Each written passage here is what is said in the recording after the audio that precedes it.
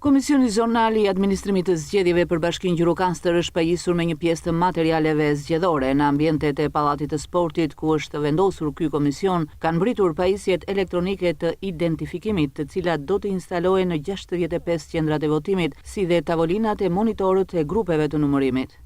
Këtu nga dita në ditë po kompletohet infrastruktura zgjedhore. Për shembull, ditën e djeshme kanë ardhur pajisjet PEI, të cilat do shpërndahen në çdo qendër votimi pasi janë identifikuara me një numër.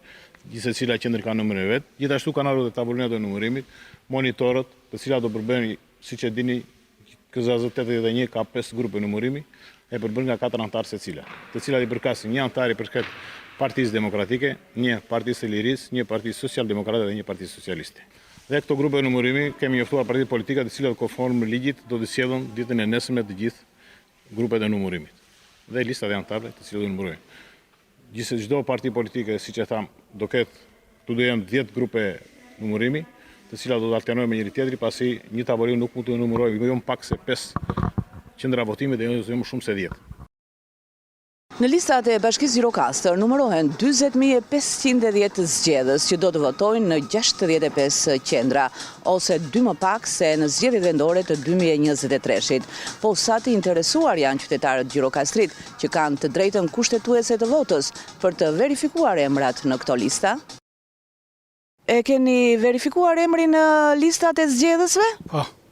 Ku e keni qendrën e votimit? Në Pazar të Vjetër. Fat keq jo, po do vete se s'bën tasho, sepse për shkak të angazhimit të punës nuk mundem, po do dërgoj burrin apo djalin dhe do t'i shikojmë, sepse na intereson ajo gjë.